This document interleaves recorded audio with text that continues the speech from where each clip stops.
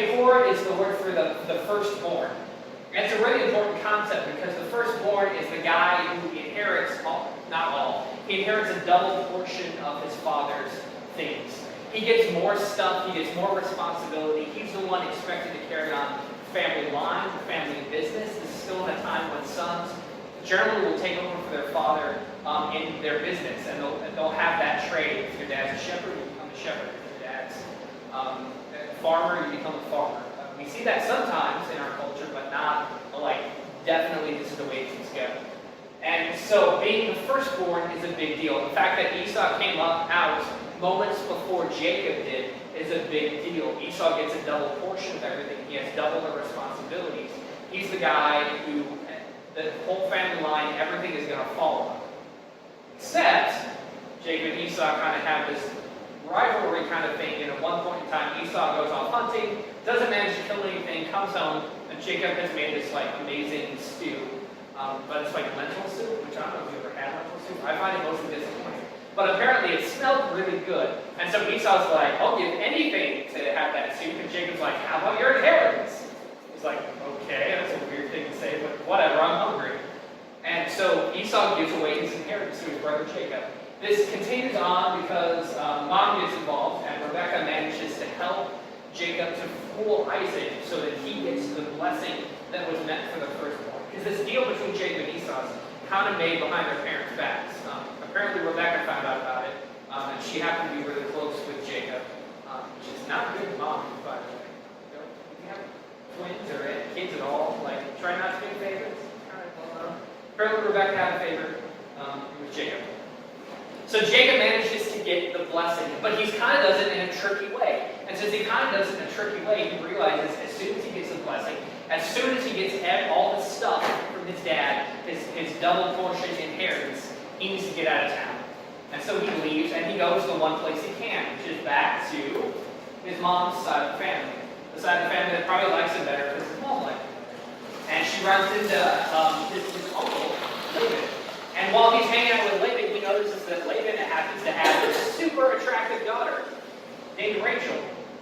He also has his other daughter named Leah that apparently is not much to look at or notice. I apologize if your family named Leah. I don't know if that means anything. No, but kind of from the biblical text, it's like Rachel is so much like above and beyond anyone else that Leah might have been like somewhat attractive herself. But Rachel's just so much more attractive that Leah's just kind of like, eh. And so Jacob's not really interested in Leah. The problem is, Leah's the older one, and the older daughter always gets married before the younger one. We've got all these old, ancient standards that the culture lives by. These are the rules that have to happen. And so Jacob says, what's it going to take for me to marry Rachel? Because she's pretty cool. Or something like that. Rough translation. So he wants to know what he has to do. Laban says, work for me for 7 years, and I'll give you my daughter's hand. So he does his thing. He works for 7 years. Helps Laban become even more wealthy, have more sheep. And then that night, after he gets married, they have this weird cultural thing, and you don't apparently see your wife much during the marriage ceremony. But that night, he does what many people do on their wedding night. He wakes up the next morning and finds it's Leah that he's next to instead of Rachel, even though he made the deal for Rachel. And he's like, what the heck? But I can't turn my back on her because there's all these like laws and rituals, and like you just don't do that to somebody where you just drop them like that, especially after the wedding night things. PG version, right? Okay. So anyway, so he's like, Laban, that was ridiculous. How could you bet me? Laban's like, you know what, I'll make a deal. Work for me for another 7 years, and you can have Rachel too. Apparently polygamy is also not that big of a deal. By the way, people will sometimes, this is a complete side note, some people sometimes be like, polygamy is totally allowed in the Bible, like, God never condemns it. I don't think God has to condemn it, because if you read the stories, they show all the crap that comes out of this polygamous relationships and all these terrible family dramas and issues that happen, that God's like, I don't need to bother condemning it, I'll just show you the results. So that's why I think the Bible says polygamy is bad, because it shows you all the results. These people have terrible family lives and lots of issues because they had multiple wives, or because their wives would give them servant girls to have kids with. We're getting to that in a second. Okay, so anyway, so Jacob ends up getting Rachel as well. He's worked for Laban for 14 years. And then a couple years later, he actually figures out a way to get out from under Laban and actually kind of trickily steals most of Laban's flock. Jacob is he's quite the supplanter. He's always got just kind of these tricky, mischievous ways to get his will. And Jacob's really focused on that. I gotta get my way. I gotta get my stuff. The Hebrew word for that, by the way, is chutzpah, in case you're wondering. So there's two Hebrew words for that. Chutzpah, roughly translated, is the same as the Spanish word cojones. It's guts, it's passion, it's other things. Okay, so that's what Jacob has a lot of. And that's the amazing thing about Jacob's story, is that God continues to work through him.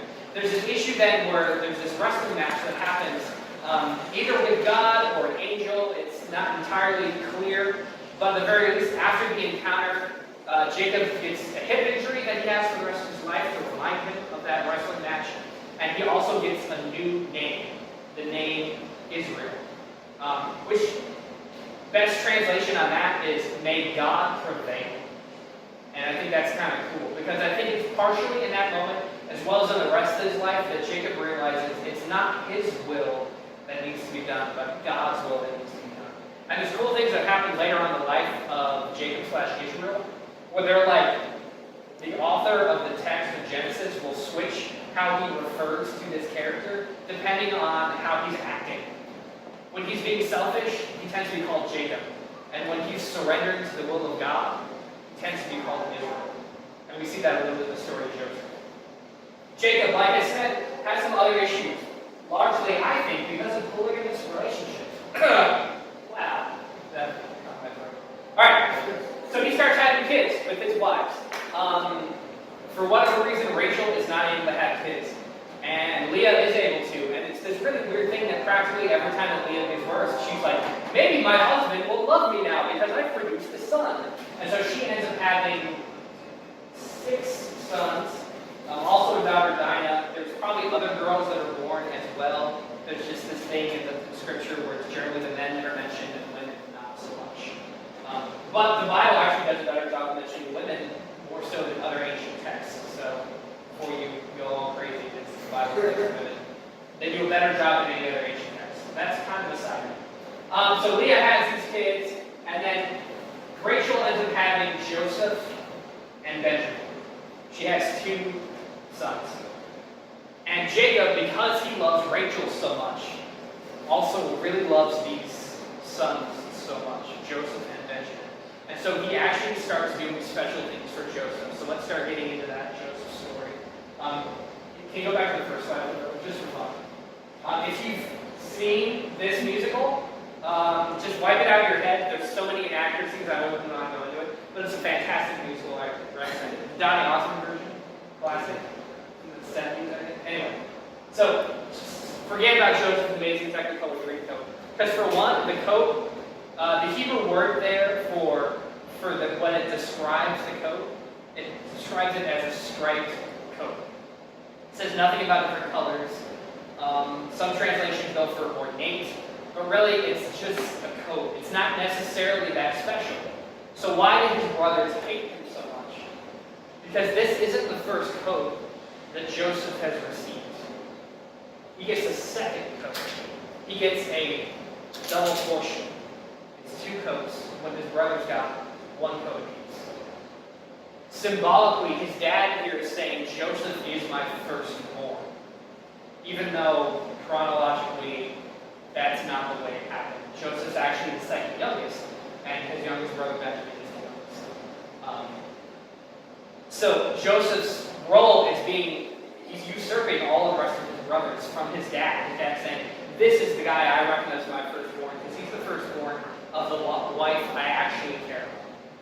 Which, now we can maybe understand a little bit of why these family dynamics are so jacked up. That's not a good way to treat your kids. Ugh. Anyway, so actual firstborn named Reuben and the rest of the brothers are hanging out, except for Benjamin and Joseph, the loved ones. They're hanging out with the sheep one day near the village of Shechem. And they're they're hurting them and they're feeding them, and Jacob says, hey Joseph, can you go send a message to your brothers and just let them know, like, you need to be home by this time, blah, blah, blah. Whatever message he usually sent them. So Joseph goes out, he meets up with his brothers, and his brothers are like, great. It's that guy that none of us like, because our dad keeps trying to make him more important than the rest of us. Awesome. Here comes Joseph, that dreamer. Oh yeah, side note, Joseph has had this dream where he's seen all of the moon and the stars bounding down before him. And he's had another dream where they were harvesting sheaves of grain, him and all of his family. And his grain stood up tall, and the rest of the other sheaves of grain bowed down to his. And so Joseph kind of has a little bit of an ego issue because he decided to tell his entire family about this, not thinking that they would be very upset by it. The dude that your dad's already saying he's going to usurp you is now having dreams that maybe God is saying he's going to usurp you. Yeah, Joseph, he's give or take probably about 16, 17 at this point in time, so maybe a little headstrong, maybe going through some of those teenage issues. Who knows? But for whatever reason, Joseph's really angered his brothers. And so when he goes out to see them, they say, let's just kill our brother because we can't stand it. Reuben, the actual firstborn, the actual Mahor, the guy who's supposed to have all the responsibility in caring for the family, speaks up and say, maybe not kill him. How about we just throw him in a pit for a while? There's this empty cistern, this empty well over here. We can just toss him in and just leave him there. When we think about maybe a better idea, his dad would be kind of upset and kill the guy that loves the most. I don't know, maybe we should think this through. And so Reuben then leaves because he's got other business elsewhere to take care of. And Judah is actually the second born. He's the next guy up in line. So he has kind of the next responsibility. Maybe he's trying to usurp the role with the firstborn. Like a lot of these crazy relational dynamics going on amongst all the brothers. Which if you've been around brothers, sometimes they find issues. So maybe this is somewhat understandable. Anyway, Judah says, he's in a pit right now. There's some traders coming. How about we just sell them into slavery and we make some money out of people? That a cool idea? Everybody good with that? Yeah? Cool. So the brothers end up deciding, okay, let's just take Joseph out of the pit. Let's take away that fancy coat of his, or that maybe not so fancy coat, that second coat of his, and let's use it to make it seem like some wild animal killed him. We'll dip it in some blood, we'll make it look really bad, and then we'll take it home to Dad, sobbing and crying, and say, look what happened to your favorite son. And then we'll get away with it, and we'll make some money, and it'll be a big deal. So they sell Joseph into slavery. Which Reuben finds out about this right before they're going to lie to their dad, and he's like, great guys, this is the plan now, this is stupid. I was going to try to make sure Joseph didn't die, and then you sold him into slavery out from under me. I guess I'm going to have to blame Dad now. And so Reuben just kind of doesn't know what to do. And so you see some of those dynamics where that firstborn role is kind of escaping out of Reuben's fingertips. Because they went with Judah's idea instead of his. So like I said, all these dynamics that are kind of crazy. I want to go a little bit into Judah's story right now for a second, because that's what the scripture does here. There's this really weird part where you've got this long narrative of Joseph, and then randomly in the middle, there's this chapter about Judah. And we've seen the text in Genesis do this at different times, wherein there's a story that seems to be stripped out of the chronological order and inserted into another narrative or another part of the story for no apparent reason. Unless you're digging in and you're trying to find, why do these fit together? Why are these next to each other? And so you get this quick tale of Judah and Tamar. At this point in time, it seems like Judah's actually been advanced in age a lot more. He's in a completely different town. He's away from the rest of his family. He's out on his own. He's married. He's had kids. His kids are old enough to have gotten married. And his oldest son marries this woman named Tamar. And then that son dies. And so because of the laws that they had, and in order for the family line to pass on, she actually marries the next brother down the line in order to produce a son for the oldest brother. This gets really confusing. It's called left-right marriage, if you want to Wikipedia it. It's weird. Well, I'll just start there. And so there's this weird story about Judah and Tamar. And what happens is there's a few brothers that keep dying off without producing heirs. And a lot of the reason is because because of like wicked choices that they make or sins that they commit, where they don't want to help her conceive a child and have someone else carry on the family line, it's their kid. Like I said, left-right marriage is a confusing thing. I didn't want to spend too much time talking about Judah and Tamar. But what ends up happening eventually is Tamar dresses up as a prostitute because Judah will not give him any further sons for her to marry, because every time she marries one of his sons dies. Maybe there's some logic behind him not wanting to do that. I don't know. Tamar dresses up like a prostitute. Judah happens to find said prostitute along the side of the road and says, I'm going to do what people do with a prostitute. And then Tamar gets pregnant. And so this crazy, weird story, wherein at the end of it, Judah realizes what has happened, that he's been deceived by his daughter-in-law and has therefore impregnated his daughter-in-law. And the words that he says are actually quite compelling. He says, she is more righteous than I. Because she knew the law of God and she followed it. And she helped me to follow it. And it's this kind of mind-blowing thing, because who imitates a prostitute to sleep with their father-in-law? Who on earth considers that righteous? And yet Judah says, in this moment, I've realized what it means to be righteous. So let's hold on to those words of Judah. Let's hold on to that little story. And let's go back to the Joseph story, because that's what the text does here. And actually, we're going to finally read a little bit of text. Not quite yet. Sorry. I'm skipping ahead of where. All right, Joseph. Sold into slavery. Ends up in the household of a man called Potiphar. Who's a fairly important Egyptian official. He's got a lot of stuff. And Joseph is just blessed. Like, everything that Joseph touches turns to gold. And God just continues to work through Joseph. And so Potiphar, Joseph starts rising up the ranks and becoming a more important servant, and becomes the head of the household. And Potiphar says, everything I have, I entrust to you. Like, take care of everything. You're the man. It's all yours. And so he just gives all this stuff to Joseph. There's obviously one thing, at least, that Joseph shouldn't touch, and that's Potiphar's wife. The crazy thing is, Potiphar's wife doesn't think the same way. She's taken an interest in Joseph. She's like, it appears that they're often alone together. I guess Potiphar is important enough that he's often on business trips or something. But it seems like that because Joseph has such freedom around the house, that there are moments where they're caught alone together. In those moments, Potiphar's wife is always kind of trying to say to Joseph, like, hey, how about you come to bed with me? Wouldn't that be fun? And she just keeps on keeping at it. And then eventually there's one point in time where he somehow is stuck in her bedroom. And so she just grabs at him, and she manages to grab his coat, rips it off of him, and he runs away. Because he's like, you don't get caught in your master's house with your master's wife. That's death. So he decides to preserve his life and runs away, and she takes his coat. Potiphar comes back, and his wife says, that Hebrew that you brought into our house, he tried to rape me. Here's his coat as evidence. And so it doesn't end up well for Joseph. Joseph gets thrown into a dungeon. The word that they use there is actually pit. And there's, I think, a reason the text uses that word. Joseph, before he's been thrown into a pit, a well is a pit. He's thrown into a prison, that's a pit. Just hold on to those parallels. I'm not going to explain it, but they're going to be there. They're going to be fun. Okay, cool. Moving on. He's in prison. While he's in prison, this cupbearer and baker show up, who are important people who serve Pharaoh. They have these weird dreams, and they're like, there isn't anybody here who knows how to interpret dreams.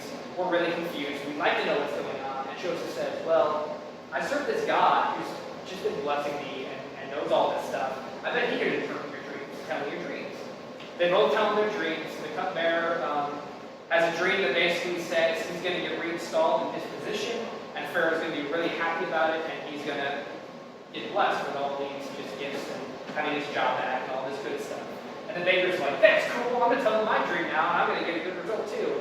Joseph says, you also are going to get your job back, and then Pharaoh's going to have you killed. As just like a show of suffering, force, fun, who knows. Kings can do those kind of things to lowly servants. So those things end up actually happening. They both go out of prison, the cupbearer gets reinstalled in his position, the baker ends up impaled on a pole. That's most likely the way they would kill somebody back then. That's how it goes down. And cupbearer immediately forgets who helped him out of his position, even though that was like the one condition Joseph gave him. I'm going to tell you your dream, because it's a good one. Maybe put in a good word for me, get me out of it. Cool. No, a couple of years have to go by. In fact, if we take a rough estimate of all the time that Joseph's been away from his family, it's been about 13 years since he was originally sold into slavery. 13 years go by where he's been away from his family. He's had all kinds of different crazy things happen to him, and yet God seemingly has been with him all this time. And so finally, Pharaoh has a dream. When 2 full years had passed, Pharaoh had a dream. He was standing by the Nile when out of the river there came up 7 cows, sleek and fat, and they grazed among the reeds. And after them 7 other cows, ugly and gaunt, came up out of the Nile and stood beside those on the river. And the cows that were ugly and gaunt ate up the sleek, fat cows. And Pharaoh woke up. He fell asleep again and had a second dream. 7 heads of grain, healthy and good, were growing on a single stalk. And after them 7 other heads of grain sprouted thin and scorched by each wind. The thin heads of grain swallowed up the 7 healthy, full heads. Then Pharaoh woke up. It had been a dream. In the morning his mind was troubled, so he sent for all the magicians, the wise men of Egypt. Pharaoh told them his dreams, but no one could interpret them. Essentially, then the cupbearer remembers, hey, there's this dude that interpreted dreams in prison. Let's call him. So Pharaoh sent for Joseph, and he was quickly brought from the dungeon. When he had shaved and changed his clothes, he came before Pharaoh. And Pharaoh said to Joseph, I had a dream, and no one can interpret it. But I have heard it said of you that when you hear a dream, you can interpret it. I cannot do it, Joseph replied to Pharaoh, but God will give Pharaoh the answer he desires. And then 17 to 24 is when Pharaoh retells his dreams. Then Joseph said to Pharaoh, the dreams of Pharaoh are one and the same. God has revealed to Pharaoh what he is about to do. 7 good cows are 7 years.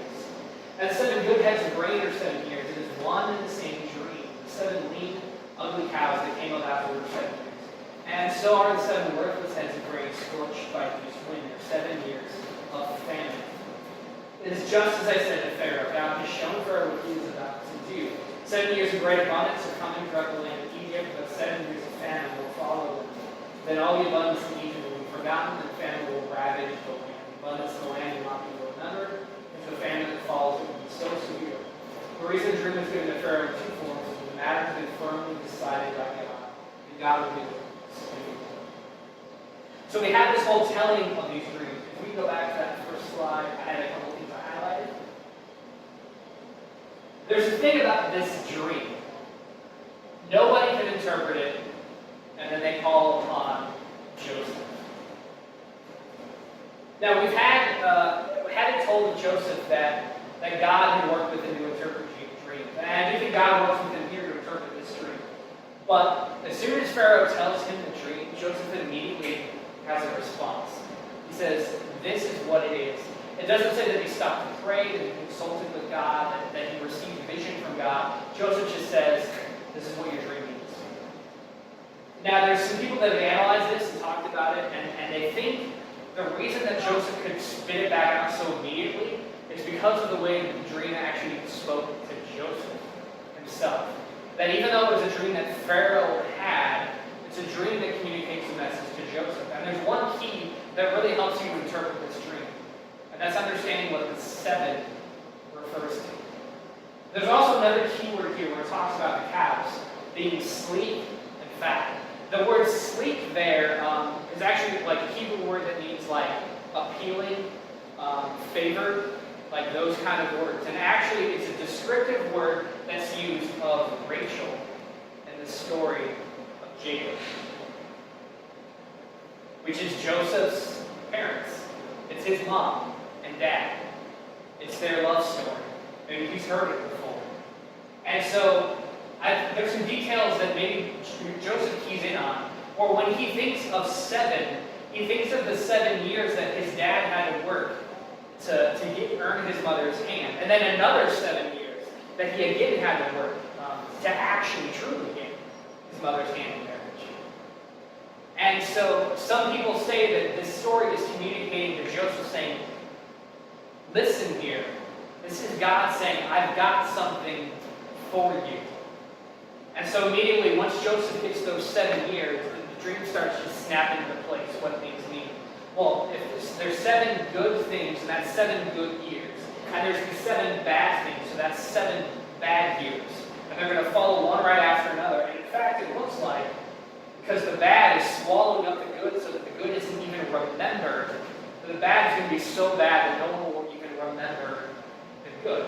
And so Joseph is able to kind of piece all this together, possibly because it's his family story. He relates to it so strongly that he's able to interpret that dream immediately. And none of the other magicians in Egypt, none of the other wise guys in Egypt are able to touch this dream because it's not their story. God wasn't communicating to them through this dream. He's communicating to Joseph. And I think that's a really intriguing thing to think about, because it puts Joseph in a really unique position, and Joseph takes advantage of that unique position, much like his dad probably would. A dad who takes advantage of positions and things. And so Joseph says, well, what you're going to need now is somebody really smart, somebody who can figure things out when no one else can figure things out, to be in charge, to make sure that everybody gets fed, to legislate all these things, to put all this together. And then so Pharaoh looks around and says, well, you're the only guy smart enough to figure out my dream, so maybe you're the smart guy to be in charge of everything. Joseph's like, oh, that's a really good idea, Pharaoh. Maybe I am that guy. Okay, cool, I'll do that. So Joseph is able to get this position, which puts him in a really unique place when the famine strikes. Because there's this thing that's happening back home. This famine isn't just a famine in Egypt. It's a famine all across the region, and it affects Joseph's family back home, and it brings them to his doorstep, because they have to come to Egypt for food. If you've gotten to know anything about the geography of that region, there's this really cool thing that happens seasonally, where the Nile floods, and it creates this incredible farmland. It's actually known as the region of Goshen. And it's this amazing farmland, but like several months out of the year, it's floodwater. But when it's not floodwater, it's like the most pristine farmland ever. It's like miles of topsoil. And in other places that have good farmland, like Iowa, we have like hundreds of feet of topsoil. It's insane how much topsoil they have in Goshen. And it's just this great farmland. So one of the things that everyone in that region knows is if we run out of food, Egypt always has food, because the Nile floods every year. And Goshen is always producing stuff. Now this famine is so extreme that it actually affects Egypt, but because of Joseph's management, Egypt still has food. So everybody around comes to Egypt for food, including Jacob's sons. Jacob has one condition. He says, I've already lost the son I love the most, so you can't take with you the son I love second most. Benjamin stayed at home with me. But the rest of you guys go and get food. And so they go and get food. Little they know they're getting food from their brother that they had sold into slavery and told their dad was dead. They don't recognize Joseph. He's aged a little bit. He looks a little bit different. He's dressed in Egyptian garb. He's speaking the Egyptian language. They don't understand him. He's using an interpreter to speak to them in Hebrew, even though he totally understands Hebrew and knows everything that they're whispering. Or maybe outright just speaking, because that guy's speaking through an interpreter, he can't understand this. And so he accuses them of being spies. He says, you came here to spy us out. No, I ain't giving you anything. And they're like, no, we're not spies. And so he starts asking them questions about their family. Finds out his father's okay. Finds out that his one blood brother, the rest of his brothers are half brothers, his whole blood brother is still alive. So he's kind of excited about that. He starts to get emotional, and so he goes into another room to hide that he's being emotional. And then he sends his brothers away with the food that they asked for. In fact, even more than the food that they asked for. In fact, he even gives them all their money back. And then halfway through that journey home, he sends people to go after them, to chase them down and say, why did you steal from Pharaoh? And they're like, we don't know what you're talking about. And then they open up the sacks, and there's the money in there, and they've got way more food than they're supposed to, and they're like, we didn't do this.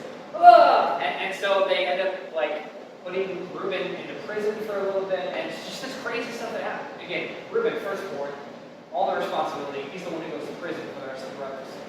He eventually ends up coming home, and Joseph says, you need to send back all of the brothers, your whole family, so I know that you're not lying to me, and that way I won't throw you all in prison or have you all killed.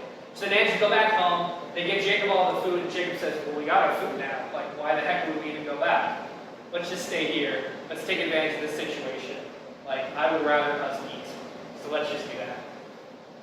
And then we pick up the text here. Yep. Now the famine was still severe at land. So when they had eaten all the grain they brought from Egypt, their father said to them, go back and buy some more food. But Judah said to him, the man warned us solemnly, you will not see my face again unless your brother is with you. If you will send our brother along with us, we will go down by food for you. But if you will not send him, we will not go down, because the man said to us, you will not see my face again unless your brother is with you. Then Judah said to Israel, his father, send the boy along with me, and we will go at once, so that we and you and our children may live and not die. I myself will guarantee his safety. You can hold me personally responsible for him. If I do not bring him back to you and set him here before you, I will bear the blame before you all my life. As it is, if we did not delay, we could have gone and returned twice. There's a moment before this where Reuben has already made a plea to his dad, saying, we need to go back, we need more food. And Jacob's like, no, I'm not sending Benjamin. I'm not sending my favorite son. And Reuben says, well, here, I'll take Benjamin with me. And if anything happens to him, you can have both of my sons. Which is a weird thing as a dad, I would say, to offer up. Just have both of my kids, though. But he's not willing to put his own life on the line. Now, the story changes here with Judah. And I think part of the reason is because of that tale we saw considered earlier with Judah. Judah has learned what it means to be righteous from Tamar. And so here Judah says, I put my life on the line. If Benjamin doesn't come back, it's on me. And you have my life. I take the responsibility. My life for his. So Judah, being righteous, self-sacrifices. Alright, that's a fun little thing. Let's get back to Joseph's story a little bit. So what happens then is they are able to go back to Egypt. The next slide is the end of the story. So Judah comes with Benjamin. Joseph finally reveals who he actually is. They have this really cool family reunion, and he says, is Dad still alive? Can you bring him? And they say, yeah. And then they go back, and they manage to convince Jacob that they're not lying, that Joseph is truly alive. And they all come, and they all live in Egypt to live out this family so that they can have food. The thing that happens then, a little bit later, like tends to happen, is Jacob passes away because he was old. And so his sons are still around. And Joseph, again, still this high, established, powerful figure in Egypt. And the rest of his brothers are like, okay, now that Dad's dead, that's probably our last line of defense. Joseph's finally going to have his revenge. He's been waiting all of these years for Dad to pass away so he doesn't make Dad mad. And now he's going to take it out on us, the fact that we sold him into slavery. And we did all these things to him. And so Joseph's in this weird position because there's this bizarre thing that happened. He was 16 when he's sold into slavery, 16 or 17. He's 30 when he gets the job with Pharaoh. 13 years have passed where he's been repeatedly in and out of pits, in prison. And this whole time he's known he was the favorite son of his father. And his dad has never once come looking for him. His dad has never once tried to even find him. Now, because Joseph doesn't know that the rest of his brothers said Joseph is dead. As far as Joseph knows, my dad's coming for me. Even while I'm in this well, my dad's coming for me. Even when I've been sold into slavery, my dad cares about me. He's coming for me. Maybe even when he's in prison, he's like, my dad's going to show up at some point in time. He's going to figure out where I am, and he's going to comfort me because he loves me that much. Maybe by the end of it, he's not thinking that anymore. He's thinking, he has to ask his brothers, is my dad even alive? Because he's probably given up on it. It's probably, Jacob's died. That's the only reason he didn't come. He died. Wait, he's alive? Okay, so he doesn't care about me? And there's this interesting thing that happens when Pharaoh brings him up out of the pit. And then Pharaoh has this dream. And then Pharaoh gives him a coat, gives him clothes, adorns him, and says, you've got all my power and all my authority. In many ways, in their culture, Pharaoh is adopting him as a son and saying, you have my authority. And so Joseph's in this weird position where he can serve his father or his new adopted dad, Pharaoh. And he can be vengeful against his brothers. And he can go away from his family line. And he can choose to not continue the story that God's been building into this family.